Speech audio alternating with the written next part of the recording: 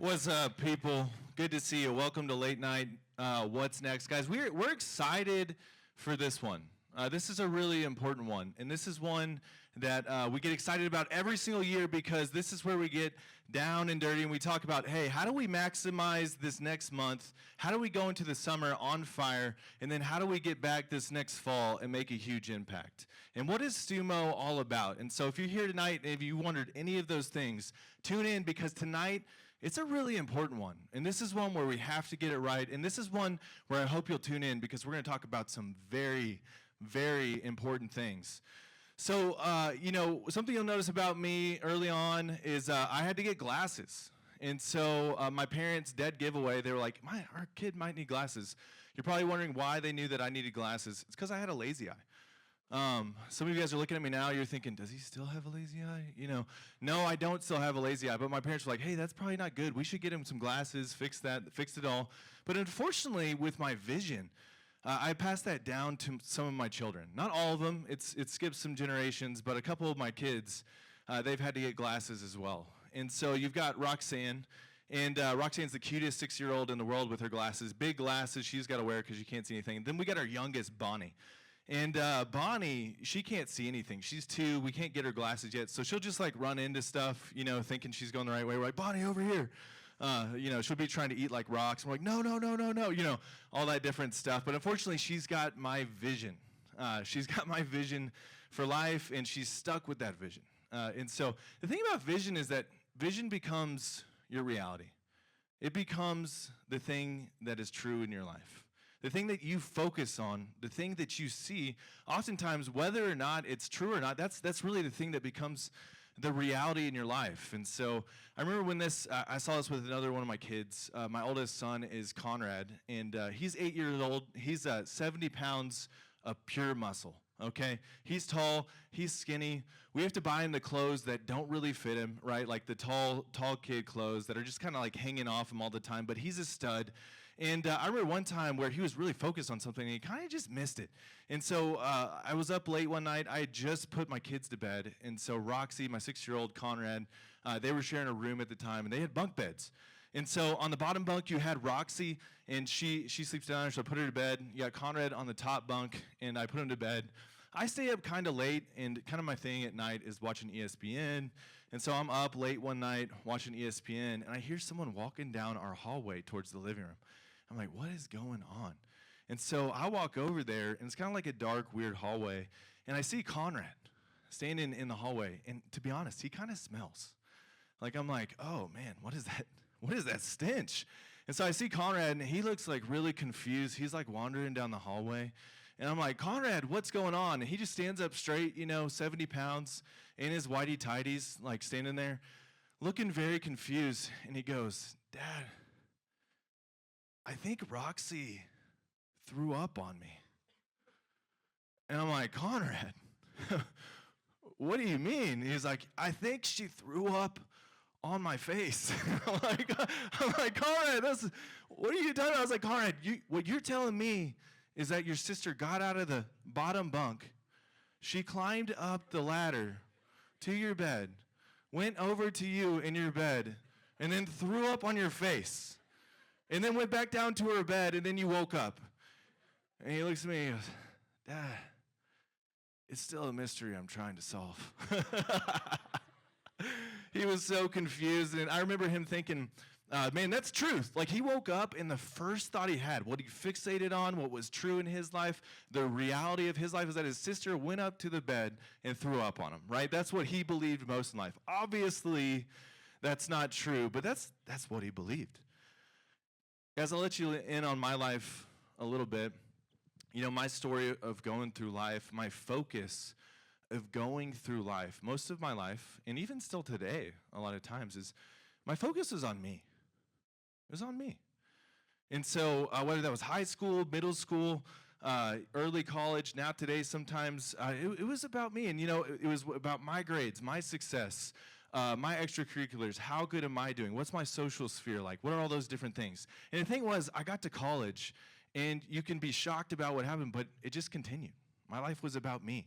It was about my success, my goals, all these different things that I was pursuing in life, all these different things that I wanted to hit. And the truth was, if you looked at my life, what you would see is someone who is completely obsessed with himself. And this continued on in my life until I met a guy my freshman year named Alex. And so I'm going through Rush. I joined a fraternity. I'm in pledgeship. And there's this guy in my fraternity, in my pledge class, named Alex. And he's the first guy I ever saw in my entire life who wasn't just living for himself. Like the first peer, the first guy I respected, the first guy who was in my friend group that I could look at and say, hey, this guy is living for something else. And honestly, guys, it was confusing as I saw him living. He was serving guys in the house. He was trying to make other people's life better. And for me as a freshman in college, watching him live that way, watching him give other people hope and be intentional with other people, it shocked me. And Alex was a guy that took a lot of intention with the people around him. He wanted to talk to the people around him, help them grow. And so one day, I remember he kind of took me under his wing, was helping me grow. And I remember sitting there and just wondering, man, Alex, why are you this way? And I remember Alex looking at me across this table in the library. And I'll never forget this. Mind you, he's 19 at the time. I'm 18. And he looks at me and goes, Jake, the reason I'm living this way, the reason I'm giving my life to this is because the next 4 years of my life is going to set the tone for the rest of it. You see, Alex was so unusual. He wanted to get his life on track. He wanted to live a life of purpose. And really for me, up to that point, my life was just me.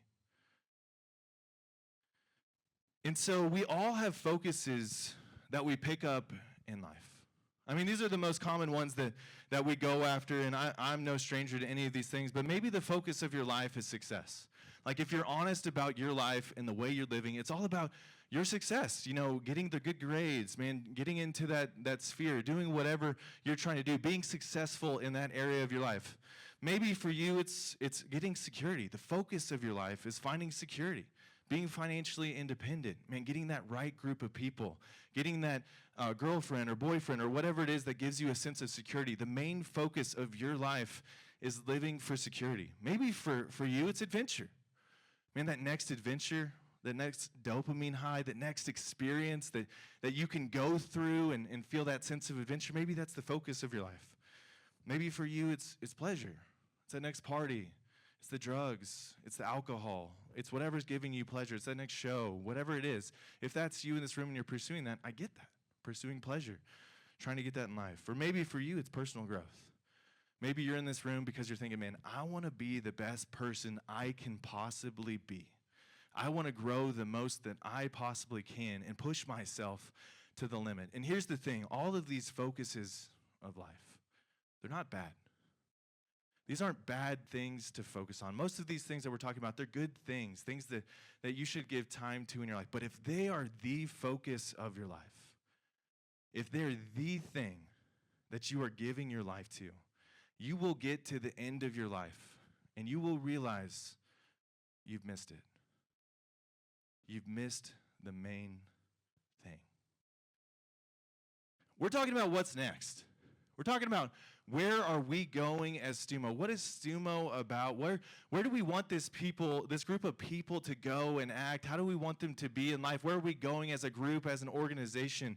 And in order to get that right, in order to get that clear, we have to talk about what is our focus? What is the thing we should focus our life on that's going to get us the most return in life?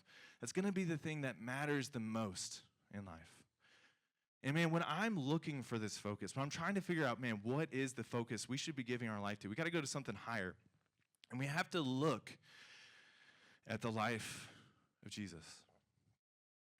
And so if you spent time with Jesus back when he was around, when he was a teacher, when he was walking with people on this earth, you would have known that Jesus was focused on a couple different things. But there was one thing that he talked about quite a bit that his followers kept trying to figure out, but they couldn't quite get a handle on what this thing was. But it seemed to be his main focus in life. And it was this thing called the kingdom. He was focused on the kingdom of God. And he would talk to his followers about this. He would mention this to his followers. He would get this out to his followers. And they would be like, man, what is this kingdom going to be like? And if we're going to figure out what our focus is for this next month, this summer, going into the fall, we want to align with what Jesus' focus was, and we want to get this thing right. And there's a point in Scripture, there's a point in the Bible where Jesus actually reveals what this focus is. What is this thing? What is this most important thing we have to focus on? And so the setting of this situation is that there's this big feast going on. There's this big party going on in the city that Jesus is from, and there's all these people from all over the country in this place, and there's even people from outside the country. And there's these people who came to this country where Jesus was, and they were from Greece. And this is where this story starts. Let's check out what happens in this story. John 12, verse 20 says this, "Now among those who went up to worship at the feast were some Greeks.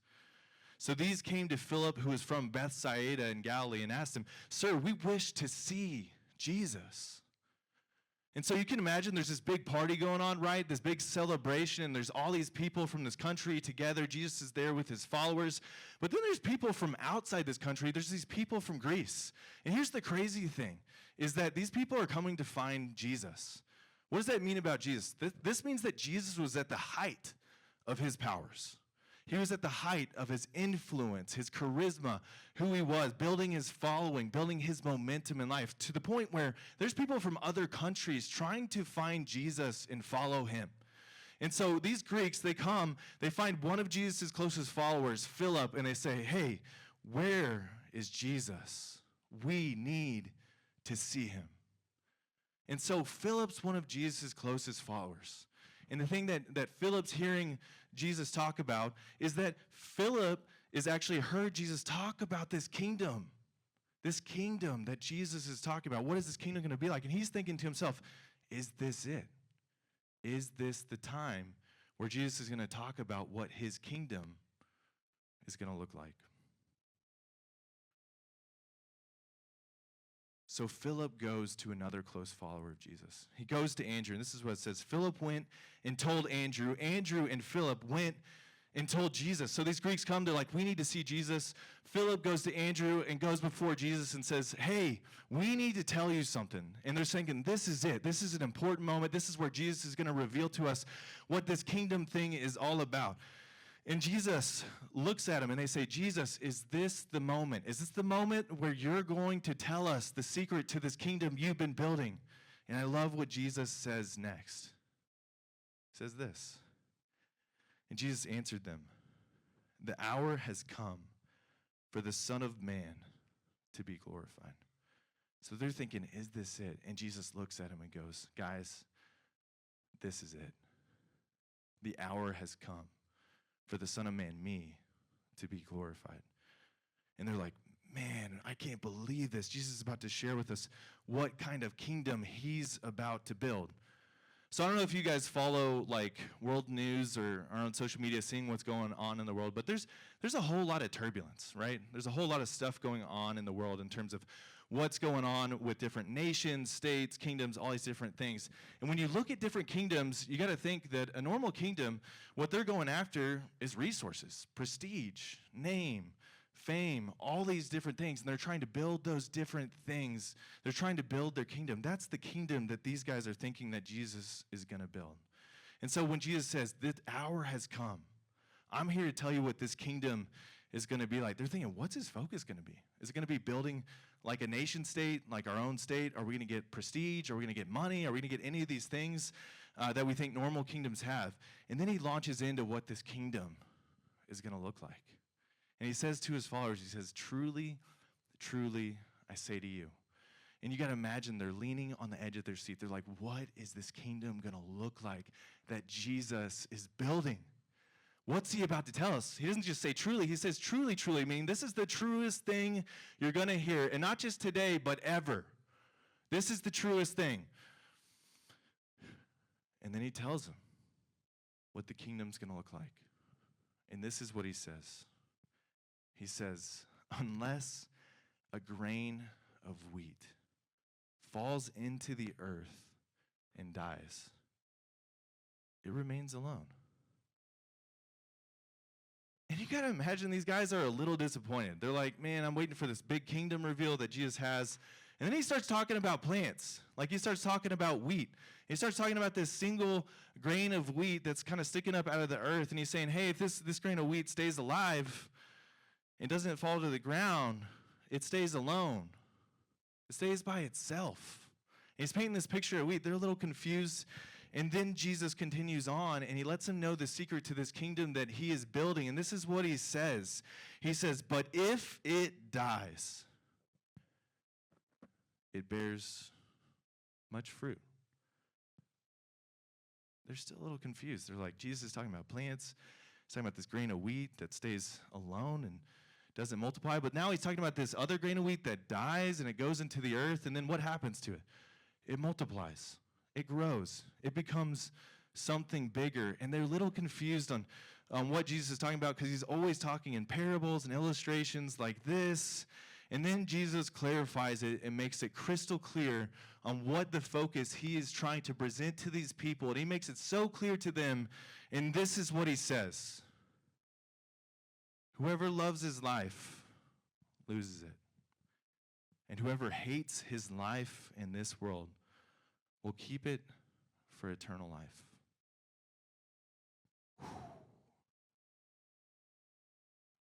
What's Jesus asking them to do? He's asking them to die.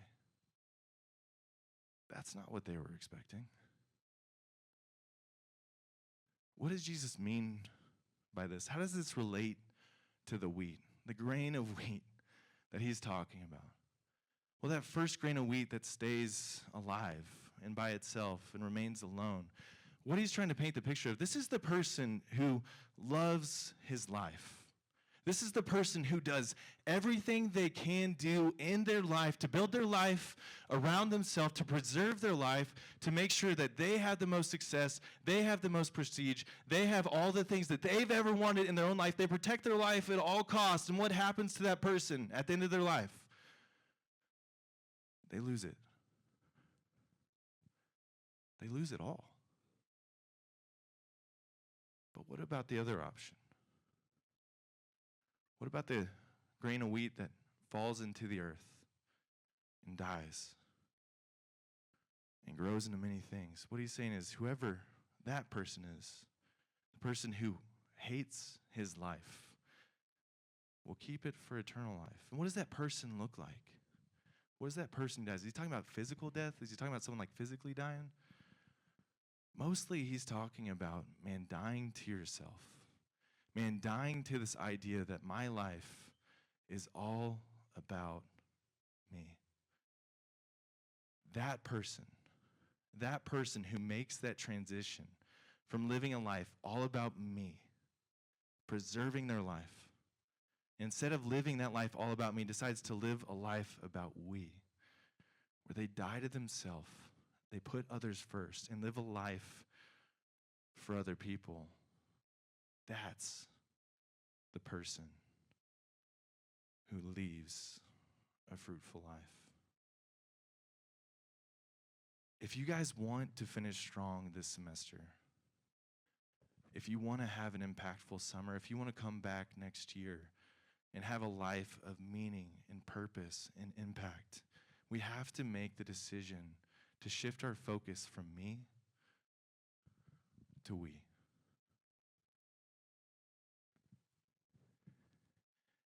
The crazy thing was, Jesus, when he was alive, when he said this thing, he was putting that decision in front of his followers then. And what's crazy is he's putting that decision in front of all of you in this room right now.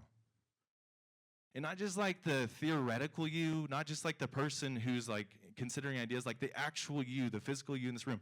He wants you to decide what kind of life, what kind of focus are you going to give to your life? Are you going to live a life about me? Or are you going to live a life about we? What's your focus going to be? You see, Jesus' life was totally about going from me to we. I mean, Jesus cared about this idea and this focus so much that he decided that he was going to go and actually die for our sins and actually die so that we could have hope, so that we could have a right relationship with God if we put our trust in him. He was willing to go to those depths. And when Jesus did that, he ignited a movement.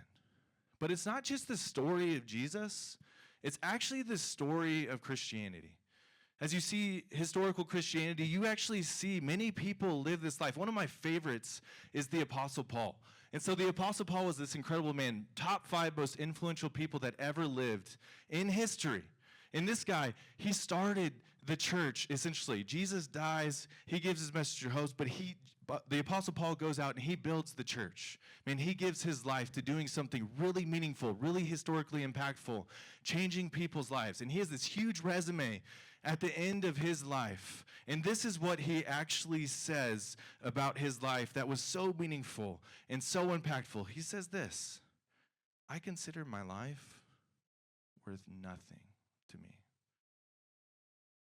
He went from me, a life centered around him, to a life of we, a life centered around others and kingdom impact.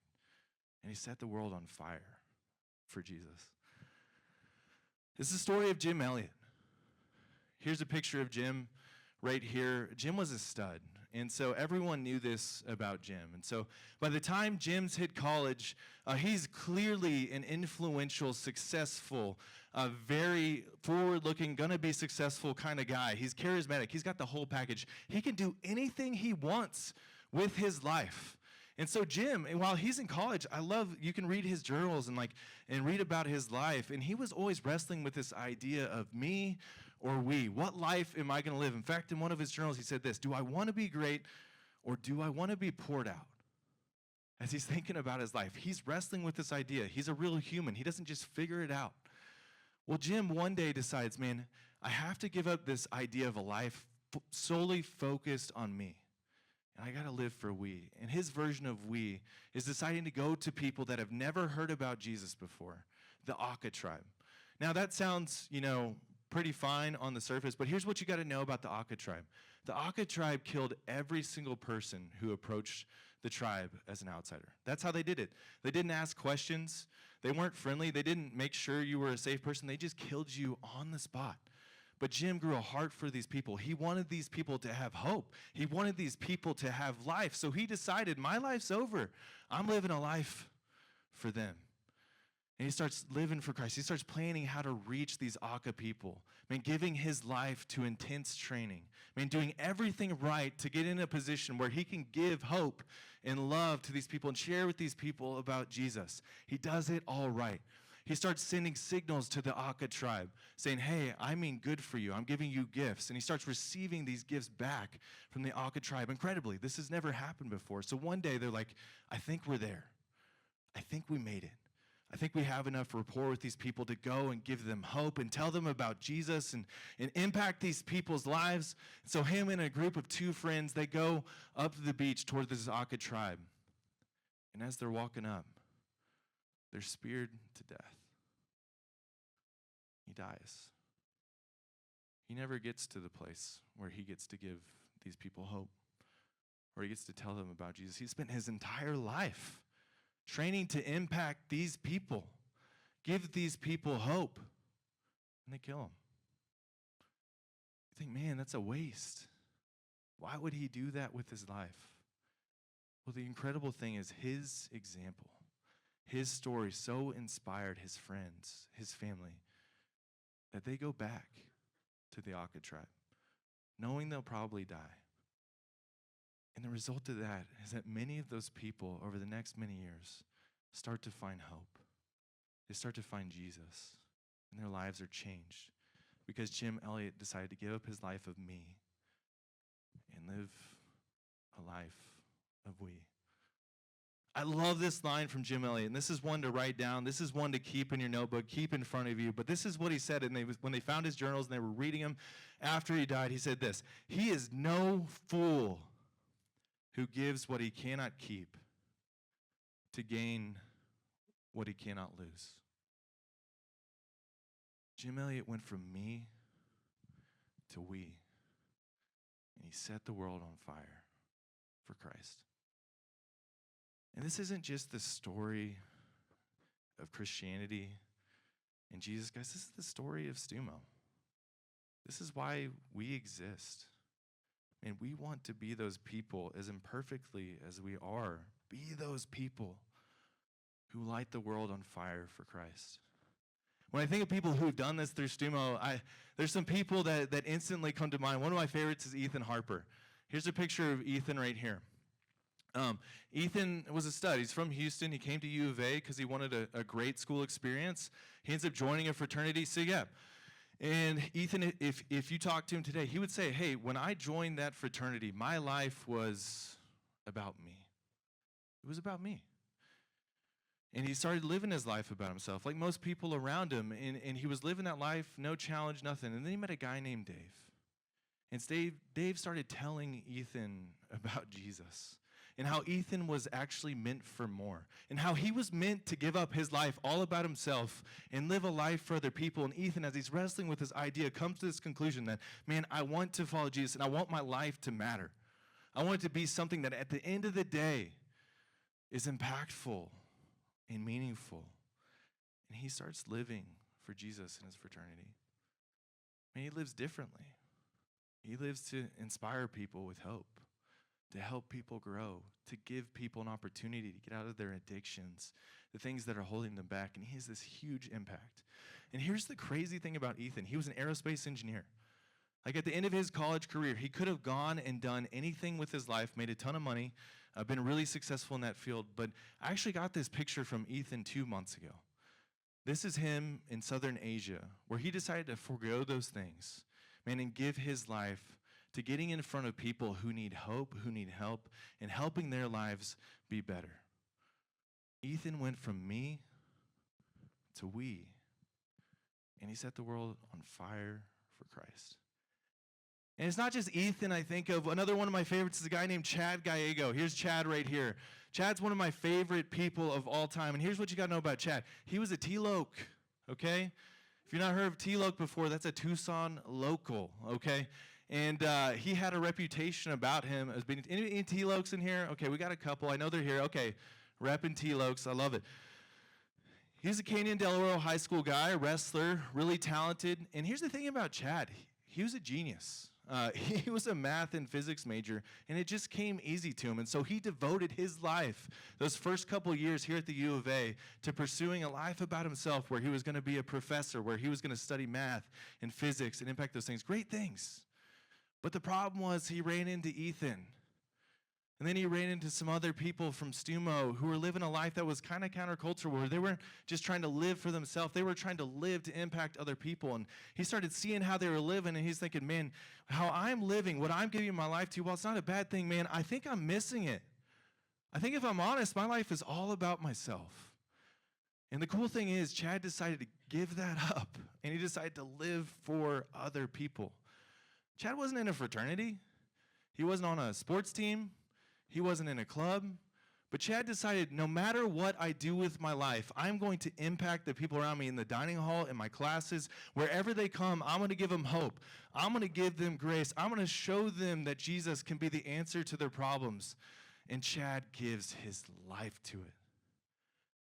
So Chad started in Tucson, and this is where Chad is now.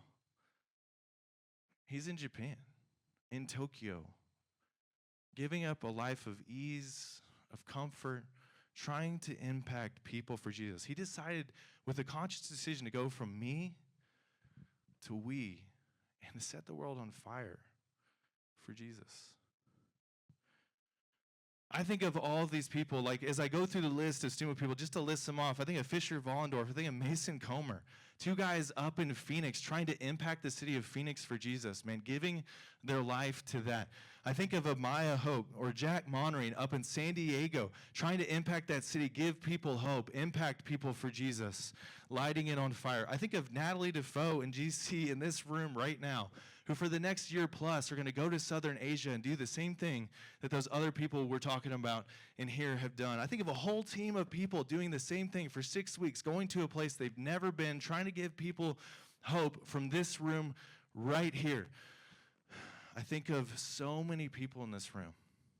If you're not sure who that is, maybe it's the person who brought you. And these are people who are intentional. who are deciding that, man, my life, it's not worth much to me. I'm going to let my life die so that I can impact others, put them first, and give them hope through Jesus and set the world on fire for Christ. This is what's next. We're talking about StuMo and where we're going as a group, as an organization, as this group of people right here. And guys, to be honest with you, when we started StuMo in 2018, we started with nothing. Like, there was no room like Gallagher Theater. There weren't people involved in StuMo. Our first event we ever did, we had one person come to that event. We probably recruited like 500, 600 people to that event. We had one, okay? But we had this dream that we wanted to come to Arizona and start a movement of people focused on that idea of going from me to we. And so I remember at the end of that first year, we were small. We didn't have much going on. We didn't have a lot of people or places or anything like that. And I remember me and my team, we just put our heads together and we were like, what do we want to see happen? Man, if we're dreaming about StuMo with where we want to go, where we want to impact people, what do we want to see happen? And this is what we came up with right here. We said in the next 5 years, Arizona StuMo will create wave after wave of multiplying leaders to transform the U of A, ASU, the Southwest United States, and the world. Man, we dreamed of a day where we would have multiplying leaders deciding to die to themselves and live for other people that would impact not just U of A, not just ASU, but the whole Southwestern United States and the world. And we're seeing that happen. We're seeing that happen in this room right now. That's what we want to see.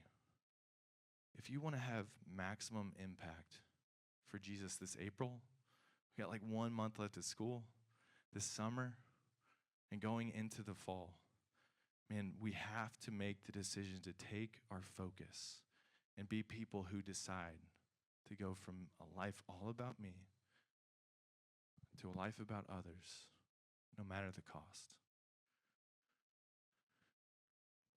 This can hit this room in so many different ways, and I'm so glad this is such a varied room, and there's so many different types of people in this room. And so maybe for you, you're just trying to figure out your faith. Man, you're thinking, man, I love StuMo, but I'm not sure if I'm bought into Jesus or anything like that.